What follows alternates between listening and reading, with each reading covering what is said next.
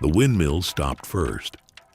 On a Tuesday night in January of 1912, in the hill country of Holmes County, Ohio, a warm rain came in under a wall of Arctic air and froze onto everything it touched. By morning, every fence wire in the county was a white rope as thick as a thumb.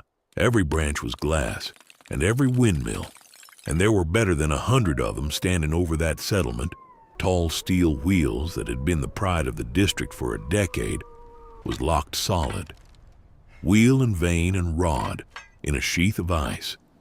Then the temperature fell and kept falling and did not come back up for 11 days. Here is what that meant, and it is not what most people think. The wells did not freeze.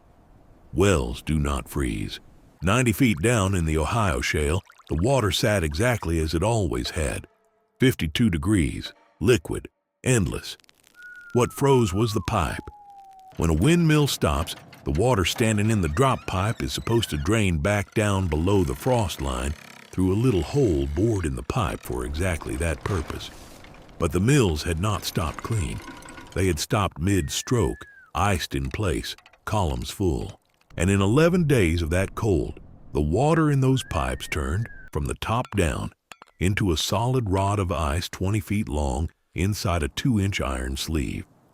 So every farm in that settlement stood on top of an ocean of good water and could not get 1 cup of it. To fix it, you would have to pull the whole string, 100 feet of iron pipe and rod, hand over hand, out of a hole in 20 below, with a block and tackle and hands that would not close. And then you would still have a pipe full of ice. They melted snow. Snow is a joke. A man can melt enough snow to make coffee. He cannot melt enough snow for 40 head of cattle, and a cow drinks 15 gallons a day.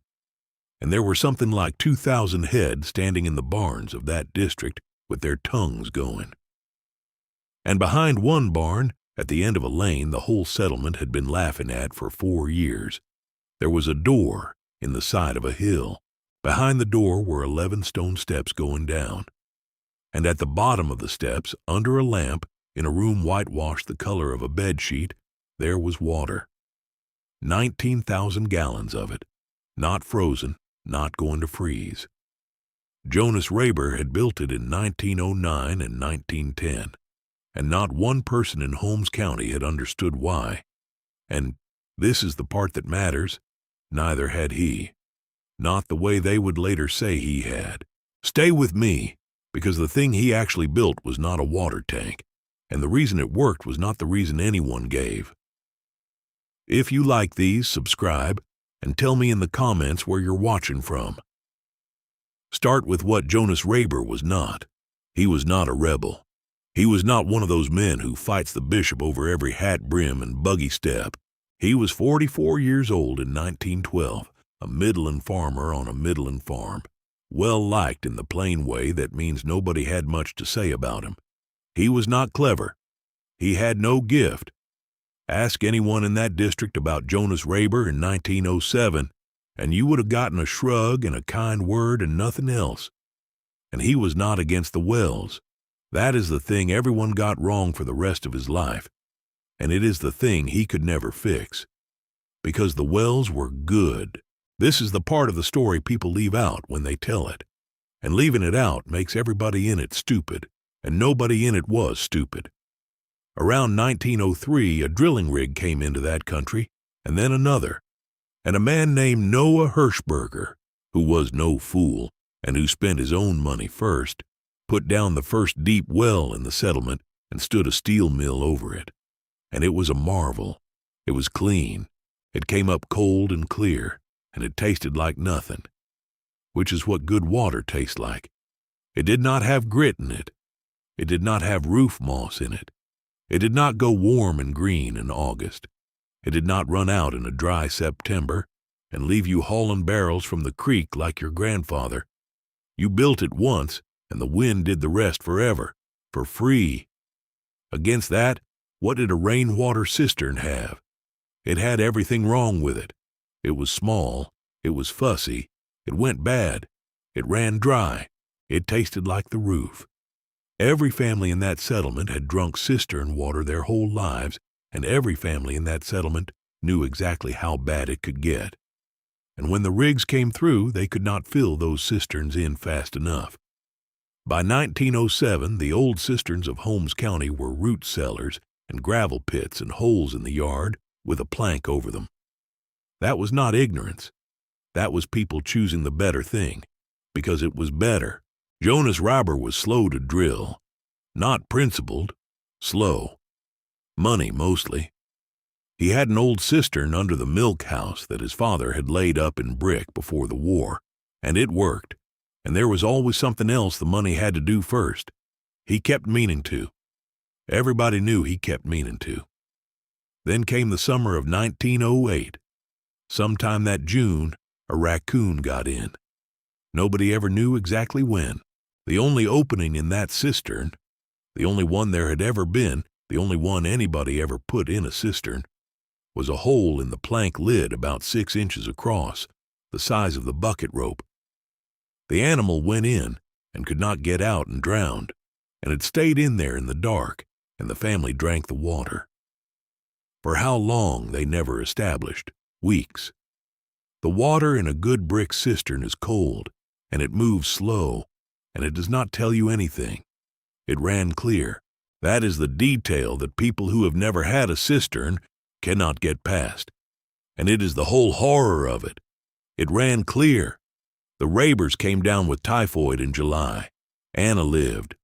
The boy, Eli, lived, barely, and thin for 2 years after. Sarah did not. She was 6 years old. And when they finally pulled the lid off, the whole lid for the first time in 40 years, because they had to know, the light went down into that brick room and showed them the bottom. I am not going to describe it. Jonas Rabber never did either. Now, everybody in that settlement knew what came next, because there was only one thing that could come next. Poor Jonas would drill. He would drill that fall, and Noah Hirschberger would come and help him site it, and the church would help with the cost. And there would be a steel mill turning over the Rabber place by spring, and that would be the end of the old way on that farm forever. It was obvious. It was the only sane thing. It was, frankly, the merciful thing. Nobody would have thought less of him for a minute. He did not drill. He spent the winter of 1908 doing nothing anybody could see. And in the spring of 1909, he went out behind the barn with a mattock and started digging a hole the size of a small house.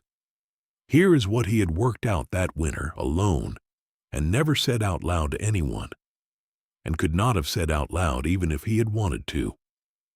The cistern did not kill Sarah. The lid did. There was nothing wrong with rain. There was nothing wrong with brick, or with the water, or with his father, or with 40 years of that cistern feeding that family without incident. What was wrong was a 6-inch hole.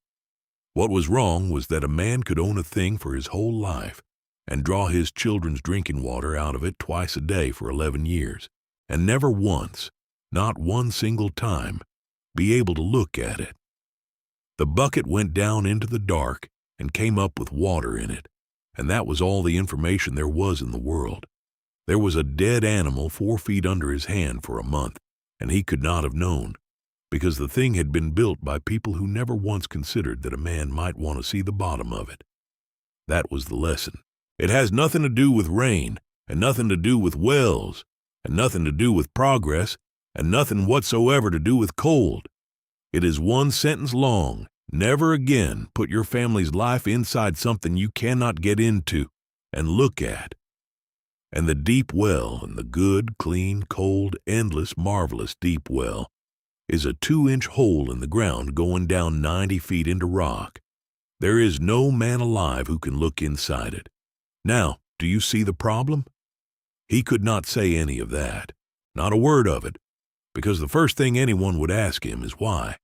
And the answer to why was a girl's name, and Jonas Rabber was not going to stand in the yard after church and say his daughter's name to Noah Hirschberger. So he said nothing, and the settlement, watching a bereaved man refuse the well and go dig a pit behind his barn, drew the only conclusion available to it.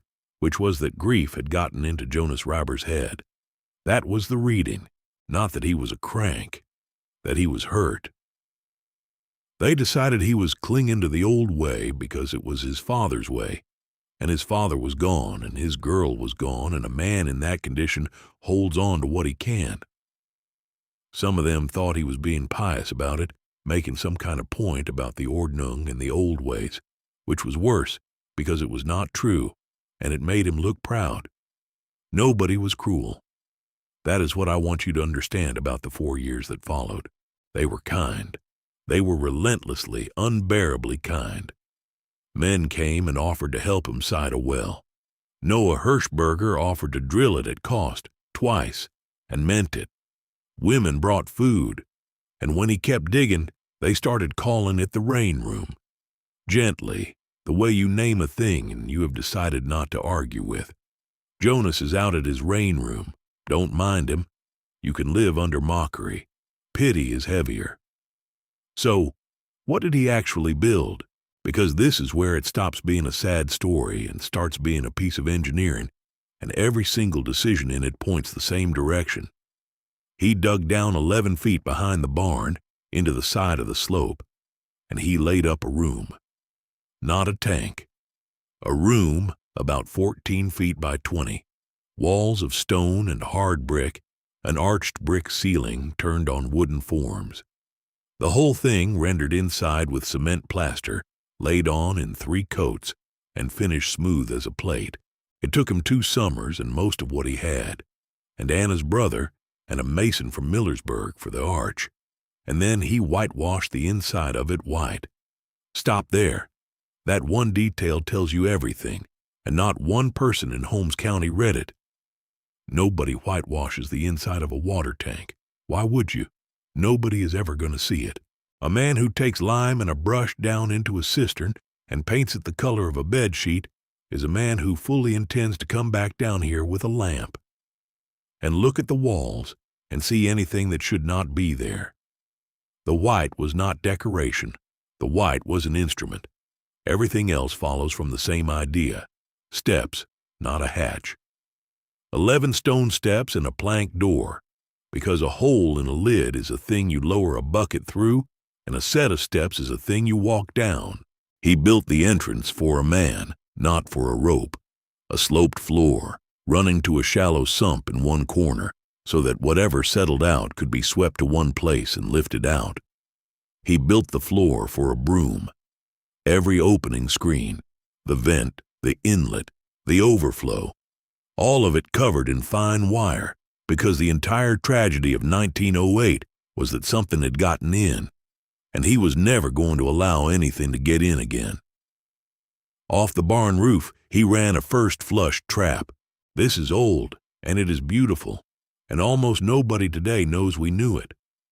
The first water off a roof in a rain is filth.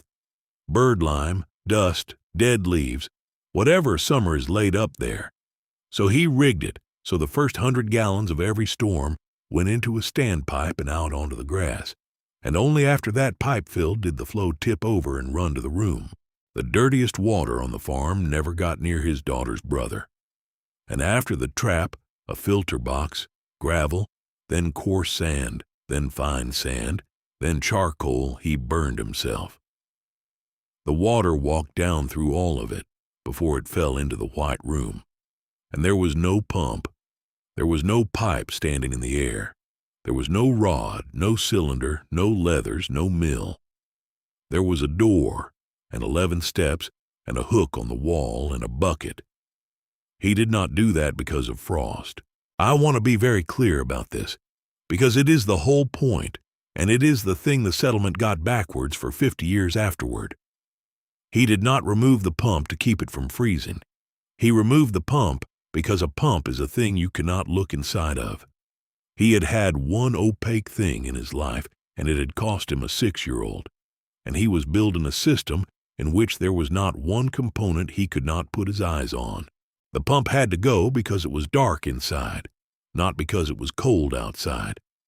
The freeze protection was an accident. It was the byproduct of a completely unrelated obsession. He was solving for sight, and he accidentally solved for winter. and he had no idea he had done it, and neither did anyone else until a Tuesday night in 1912. And how much water did it hold? He had never thought about that either, particularly. He built it as big as the hole he could dig in 2 summers, but the arithmetic is worth hearing. An inch of rain fallen on a single square foot of roof is a bit over half a gallon. His barn roof was better than 2,800 square feet. That is 1,700 gallons an inch.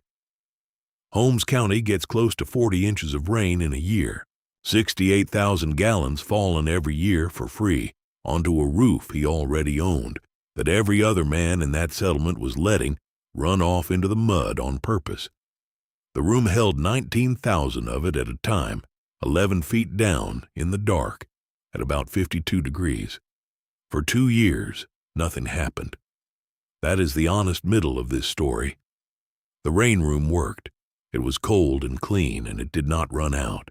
And twice a year, Jonas went down there with a lamp and a brush and scrubbed the walls white and swept the sump and came back up. And nobody cared, because everyone else's water came out of a pipe by itself, and his came up 11 steps in a bucket. He had built, at enormous cost, in full view of the entire district, a worse version of a solved problem. Noah Hirschberger's well gave more water than the Rabber place, with less work in every single month of the year. 99 days in 100, they were right. Then the ice came. By the 4th day of that freeze, the settlement understood what had happened to it. Men were out with sledges and fires and boiling kettles, trying to thaw 20 feet of ice inside an iron pipe by pouring hot water down a 2-inch hole, which does not work and cannot work, and everybody knew it did not work by about noon of the first day and kept doing it anyway because the alternative was to stand there.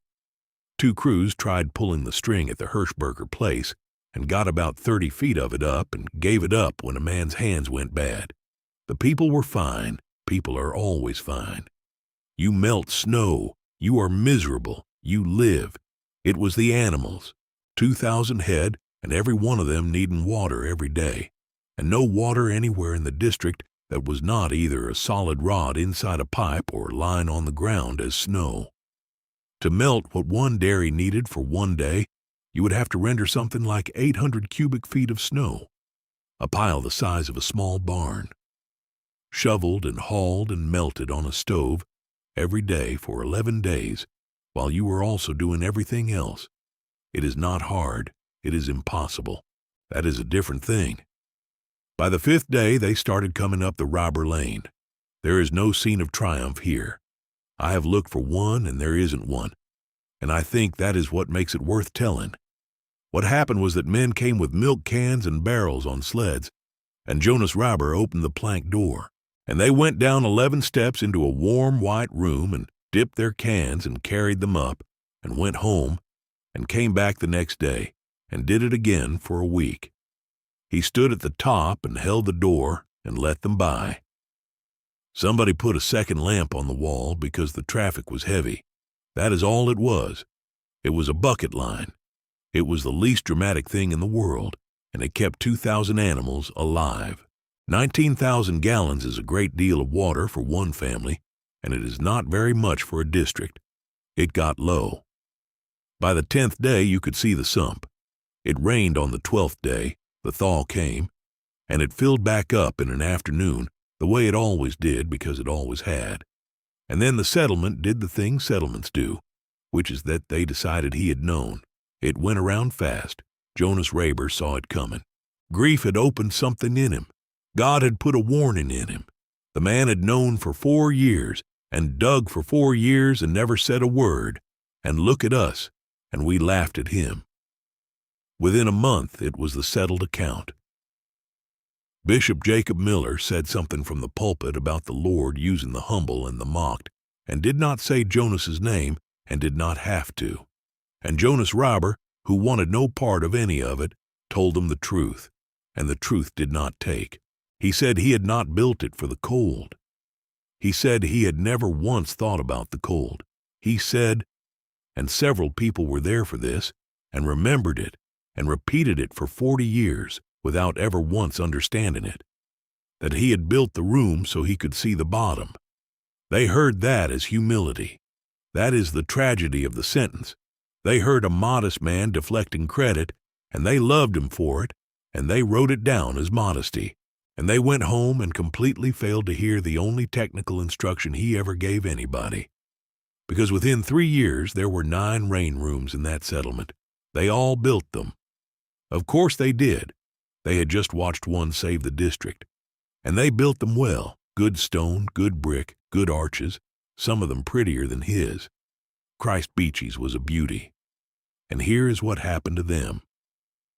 By 1920, most of those rooms were foul. Not all, but most, and the reasons are almost funny. They built rooms and then they treated them exactly like the cisterns their fathers had built, because a room was the thing they had seen and cleaning was the thing they had not. They put good tight doors on and then never opened them. They skipped the first flush trap. It looked like an eccentricity, a bit of Jonas fussiness, and it was the single most important component in the entire system. And it was the first thing everybody left off. They let the filter sand cake and never dug it out. 2 of the 9 had drowned animals in them inside of a decade, which is the part that would be funny if it were not exactly the thing. And Christ Beachy, who admired Jonas more than anyone, who copied him most carefully, who built the prettiest one, improved it. He looked at that beautiful whitewashed interior, and he thought, quite reasonably, that a white room deserves light. So he set a window in the top of his arch to let the daylight down. By the 2nd August, it was a swamp. Green fur on the walls, green mat on the surface, the whole thing rank. Sunlight and water and warmth are how you grow algae. And it is the one thing you must never let into a cistern, and he had put it in on purpose, out of taste. He filled the room in 1919. The white was for a lamp. Jonas Rabber had painted that room white so that a man carrying a lamp down 11 steps could see a stain on a wall from across the room. He had never wanted daylight down there in his life. He wanted the dark and one lamp and his own eyes twice a year for as long as he lived. And that is the thing nobody could copy. And that is why the story ends the way it does. 9 men built the room. 1 man went down the steps. The room was never the invention. The room was just the shape you have to build if you are going to go down the steps. They had all watched him for 4 years, and every one of them had seen a hole in the ground, and not one of them had seen a man who had promised himself he would look. You cannot copy looking. There is no way to build it into the brick. It is not a component.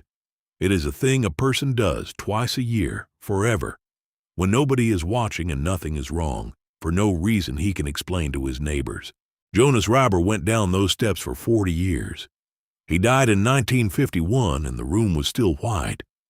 They asked him, for the rest of his life, how he had known the freeze was coming. He never had an answer for them because he had never known, and he had never once in his life been thinking about ice. He had been thinking about a plank lid with a hole in it 6 inches across, and a June he did not discuss, and a girl who was 6 years old. The rain room was not a prophecy.